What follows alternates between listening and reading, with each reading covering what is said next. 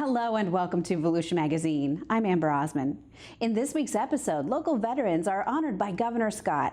It is a busy time at our hometown airport, and we have details on how you can go on a hike with the county. Later in the program, Joanne Magley talks with Jefferey Bumb, Director of Volusia County's Veterans Services. Those segments and more coming right up on Volusia Magazine. I hope you stay tuned.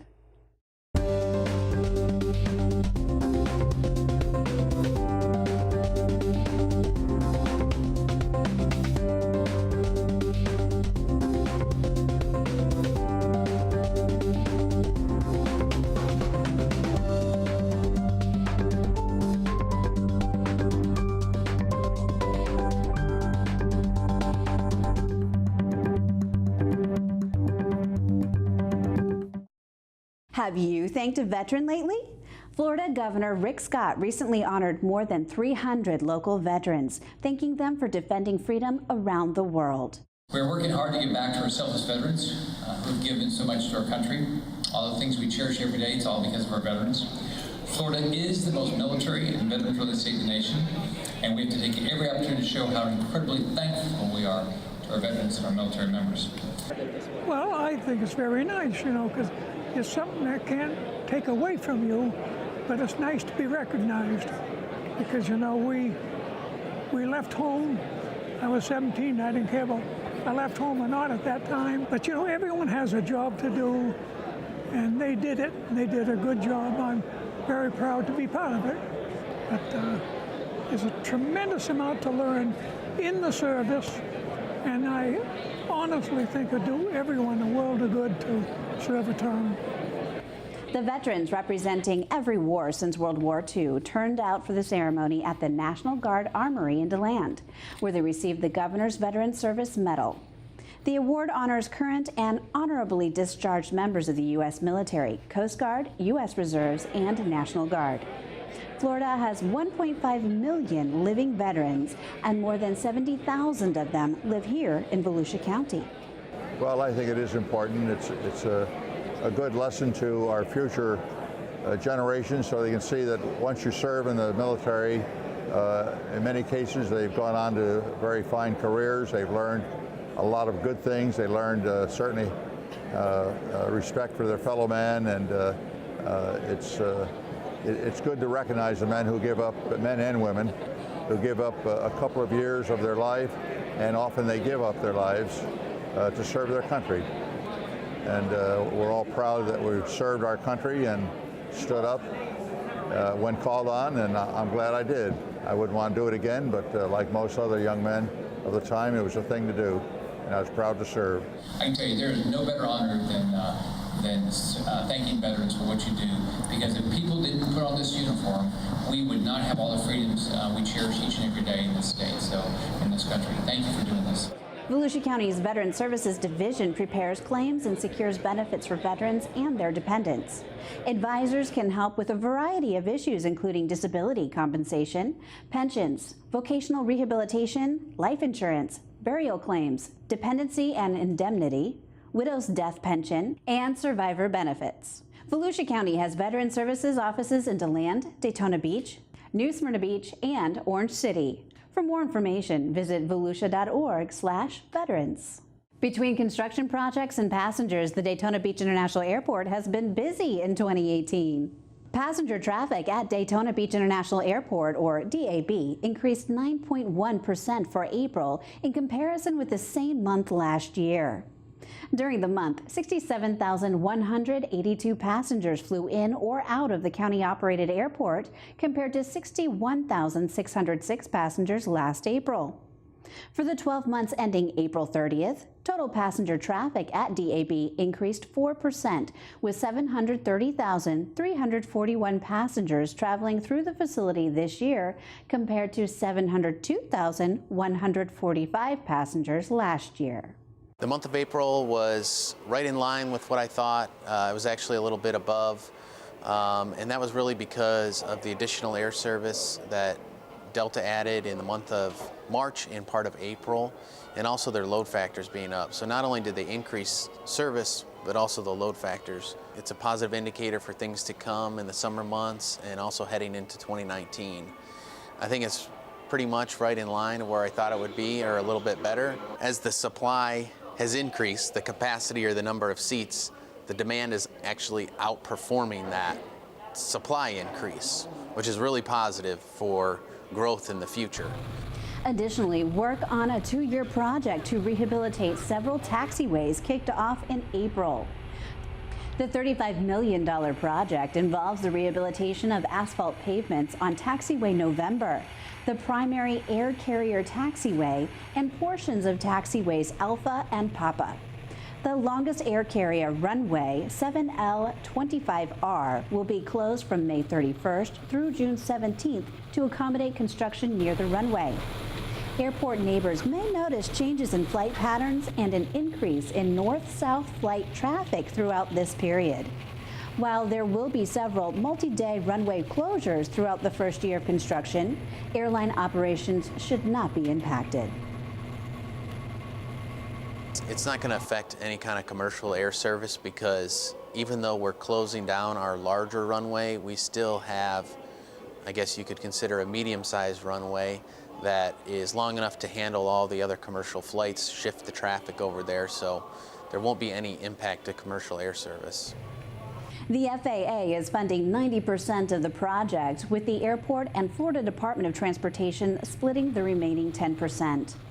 According to the latest FDOT statewide aviation economic impact study, the Daytona Beach International Airport provides a total economic impact of over $1.1 billion to Volusia County, while providing more than 11,316 local jobs. Nearly 3/4 of the earth is covered by water. However, not all of the water is suitable for consumption. Our own Kate Sark is at the newly renovated Southwest Regional Water Reclamation Facility, where they are improving water quality while fostering water conservation.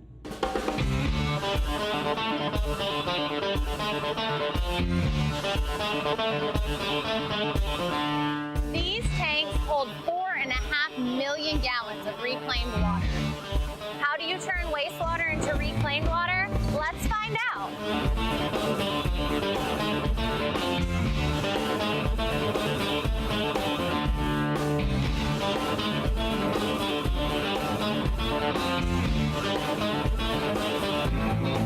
Initially, the water comes into the headworks right here, where we have a bar screen, which removes debris, sticks, anything that might be coming in. As it goes through here, it goes to the EQ, and this is where phosphorus removal takes place. After it leaves here, it goes into one of our 3 trains. What we're going to show you is one of the treatment trains.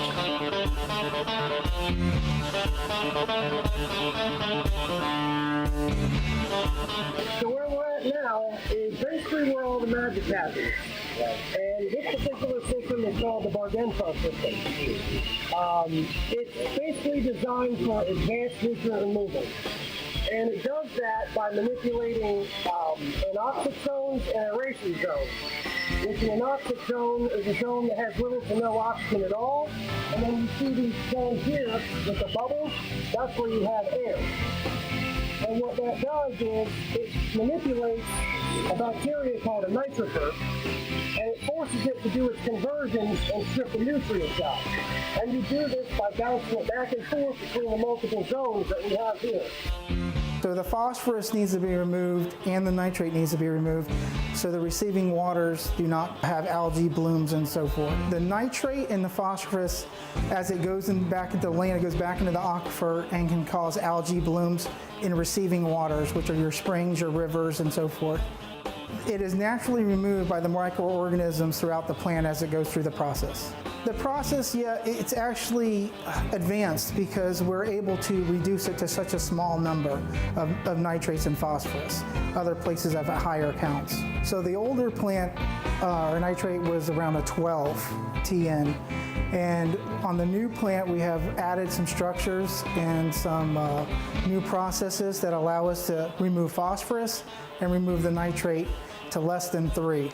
Travels over to our re-aeration basin, which then adds a little bit more air before it goes to the clarifiers.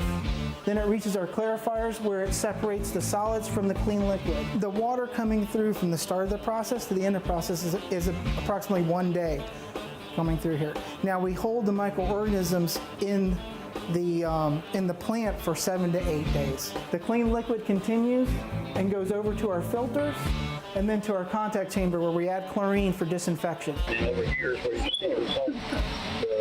They turn into really clear water, and then we chlorinate it and send it out.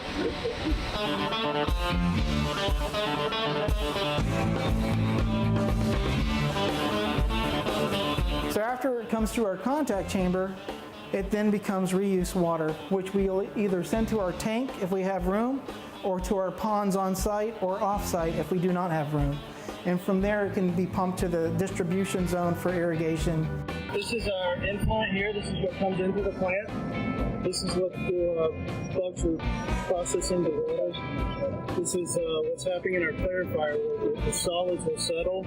This is what comes over the weirs, and we'll go to our filtration process and go to the filters. And this is our effluent that is leaving the plant.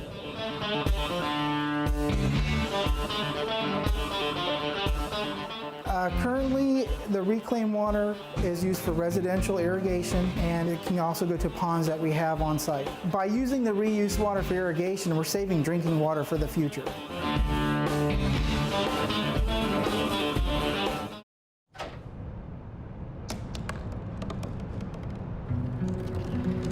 They said I couldn't dream. Called me a piece of trash and swore that's all I'd ever be.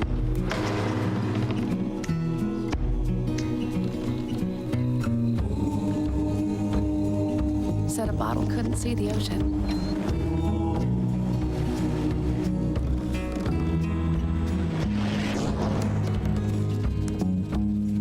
Give up. Go back to the dumpster. But I didn't listen. I made my way.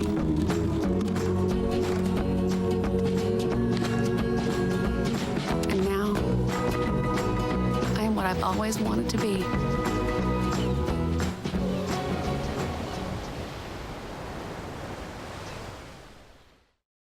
Get your heart pumping and your feet moving as you celebrate Volusia County's growing trail system on National Trails Day, Saturday, June 2nd. Volusia County's Parks, Recreation, and Culture Division will sponsor an outdoor family event from 8:30 to 10:30 a.m. at DeBerry Hall Historic Site. County staff will lead a walking tour at 9 a.m., show a movie about the history of steamboats on the St. Johns River at 9:30 a.m., and have a children's scavenger hunt throughout the event. The River to Sea Transportation Planning Organization will give away free bicycle helmets. This park kind of lends itself to the event because there's some great access to a pretty good shaded structure of the showcase trail system. So that's a good spot to have this event. There'll be a couple folks there that are going to be fitting the youth with bike helmets, free of charge. So if you want to have your child outfitted with a bike helmet, that's a good spot to be at on Saturday, and it's a free event. A lot of good activities scheduled for that day. Come out and join us. National Trails Day will be a fun family event. It brings awareness to Volusia County's Trails program and inspires the public to seek out their favorite trails. And if you can't make it out for Trails Day, any day is a great day to visit the expansive trail system here in Volusia County. For more information, you can visit volusia.org/trails. This week on Volusia Here and Now, we'll join Shelley Safranek as she learns about a group of individuals who tune in year-round to help communities be more prepared for when the wind blows.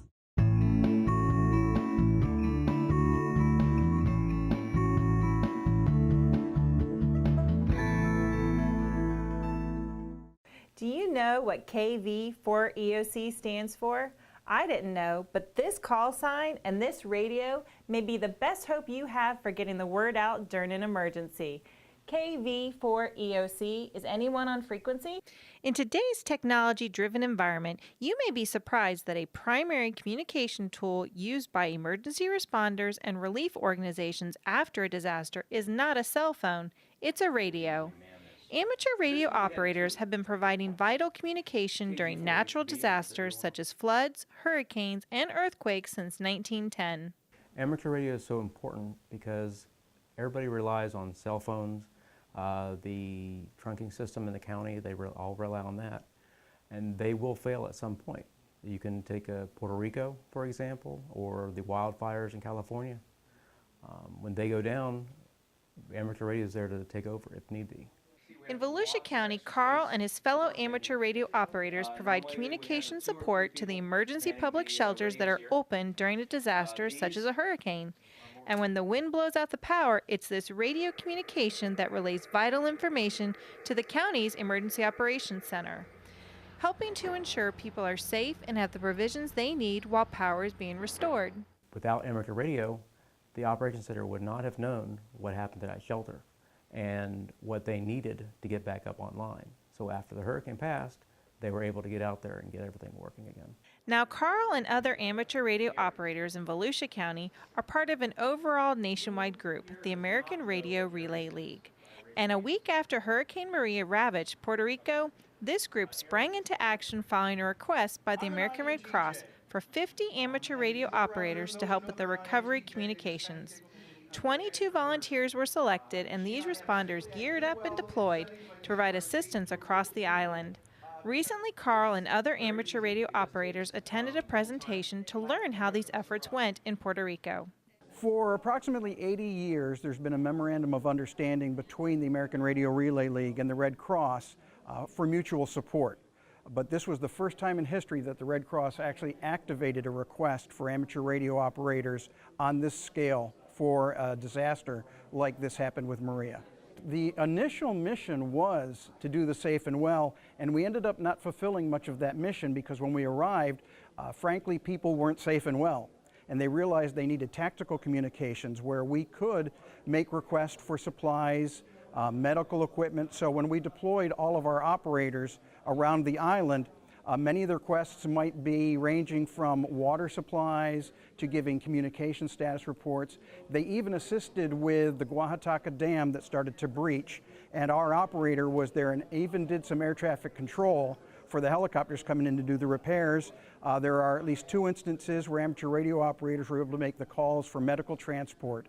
So that's what ended up being the majority, both to the Red Cross and then eventually to the Federal Emergency Operations Center. According to Joe, in Puerto Rico, the hours were long, sometimes 24/7, and a 2-week deployment turned into 3 weeks due to the importance of the work.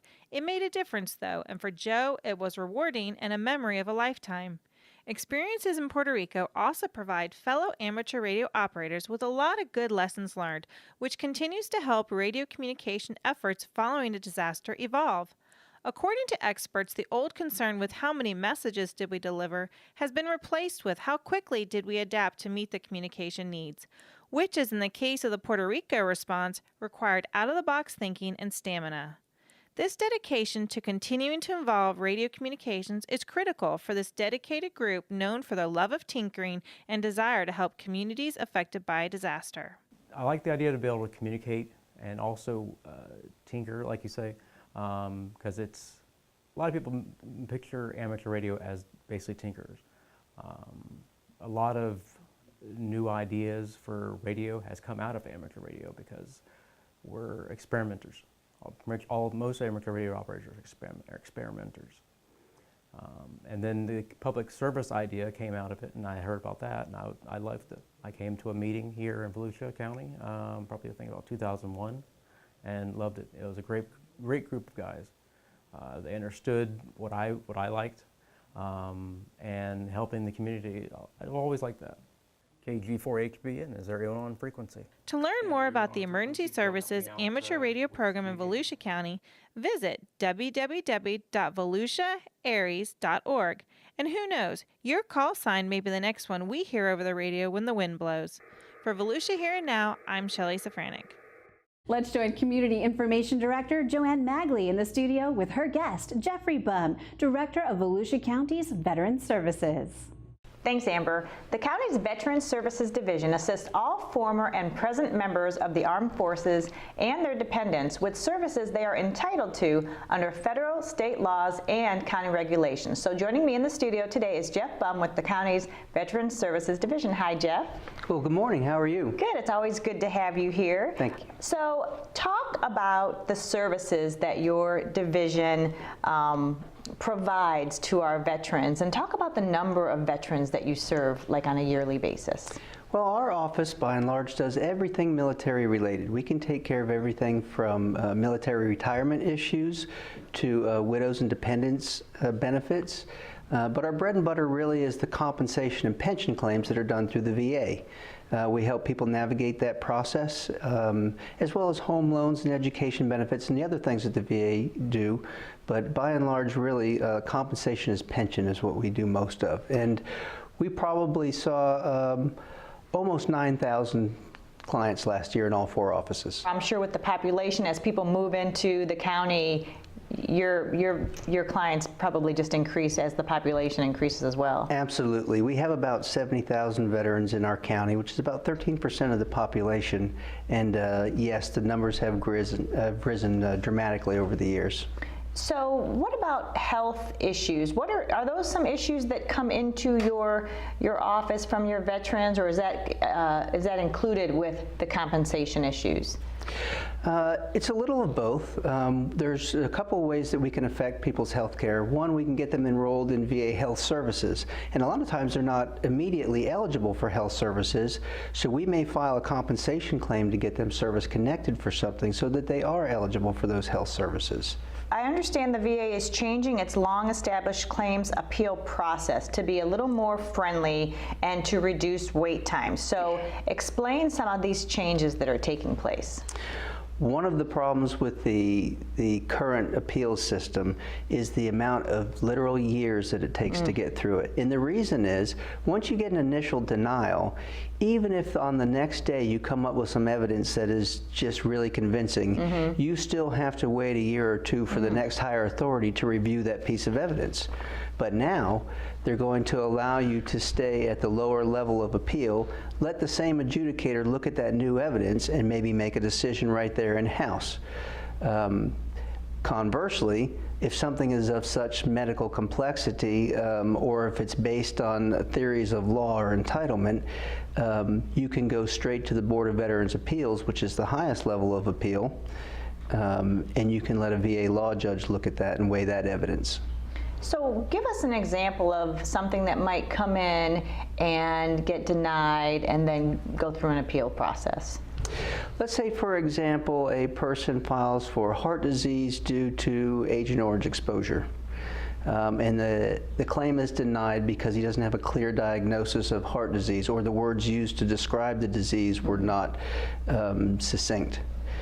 They may get denied on that manner, but then again, the next day a doctor may clarify that position and call it coronary artery disease, for example, in which case that's an automatic grant. However, under the current system, you would have to appeal that, wait possibly a year or two for an adjudicator to make a decision on that. With this new system, we can run it right back through the system and get an immediate decision. When did this new system come online? Right now it's a pilot program. It will be officially adopted in February of 19, but they are inviting people into it now, and each person's situation is very different. So it really would behoove them to have a service officer to look at their particular contentions and see which method of appeal makes sense. I could not imagine having to go through this type of paperwork or trying to figure out the compensation issues without somebody like a veteran service, staff person there to guide people along the way. And that's really what your folks do. They know how to navigate the system, and in many cases, I'm sure you have examples of folks that have had claims maybe for several years, and then through your office you were able to finally get them some the outcome that they wanted. I always liken the VA to the IRS. They don't have any public offices where you can file claims or receive help with claims. The state departments of Veterans Affairs and the county Veterans Service officers are really left with the job of helping people navigate that system, which, just like the IRS, is all rooted in codified federal law, which is confusing sometimes. So it's just specialized knowledge, like a lot of businesses. And once you've learned how to use the system and how it's constructed, it makes it much easier. There was an example of a gentleman who had filed for heart disease due to Agent Orange exposure back in 1994, but the way that it was claimed, it simply was denied. And we were able to pick up on that years later when he filed again, and he got a $325,000 retroactive check because we were able to get the effective date all the way back to the first time that he filed. That's awesome. I'm sure people are so grateful when they come and see you and work and you help them work through the process, and then you end up getting a result like that. Well, you know, we have to remind ourselves that all the people that come to see us have been injured on the job. Right. These are all injuries that were incurred in service or in combat, and it really does affect their ability to gain certain types of employment. And so this compensation money really serves as a buffer between them and what could be a real economic problem. So you yourself are a veteran. Thank you for your service. How does that, I'm sure that resonates with folks that come in, because obviously a veteran to veteran is a better understanding maybe of just what the circumstances are. You know, like anybody who goes through hardship together, you know, there's camaraderie there. There's a real bond. In other industries, the same, firefighters and EMS and police, you know, they have a bond. And it's the same with veterans. And it makes it much easier to identify with people's experiences, to understand the rigors of military service, having been there, and being able to explain that and convey it to the VA employees who may not have been in the military. So to be able to articulate these people's problems and explain them in a manner that really walks it down is absolutely beneficial. Not only that, but trying to establish rapport with people who've been through tough times is much easier when you've been there yourself. Right. And, you know, we're talking about veterans, but you also work with their family members. If maybe if a veteran is deceased, and you work with their family members to also get compensation that is deserved, but maybe did not get through the proper channels. Absolutely. There are benefits for widows and family members as well as for veterans dependents who are living as well. And those are things that we absolutely help with on a daily basis. And those can be absolutely life-changing, because a lot of times when one member of the household goes away, they take a lot of income with them, and it leaves the other in a lurch. And sometimes the VA is just the agency to come in and fill that niche. So if somebody that's listening would like to get more information or talk to one of your counselors, how can they go about doing that? I know you have several locations throughout the county. We have 4 offices: Daytona, Orange City, DeLand, and New Smyrna. Each one of them works by walk-in or appointment. If you'd like to make an appointment, the number is 740-5102, or you can check us out on volusia.org/veterans. All right, Jeff Bumb with the Volusia County Veterans Services Division, thank you so much for all your information today. Thank you, Joanne. I appreciate it. Amber, back to you. Thanks, Joanne, and thank you for watching Volusia Magazine. If you have any questions about the show, you can feel free to give us a call at any of the numbers you see listed here, or you can log on to volusia.org and click on the News tab at the top of the screen to find us. And we hope you won't forget to listen to Volusia Today. That's Volusia County Government's weekly public radio broadcast. Volusia Today airs every Tuesday, Wednesday, and Sunday mornings on the local radio stations you see on your screen. For Volusia Magazine, I'm Amber Osman, and I hope you have a wonderful evening.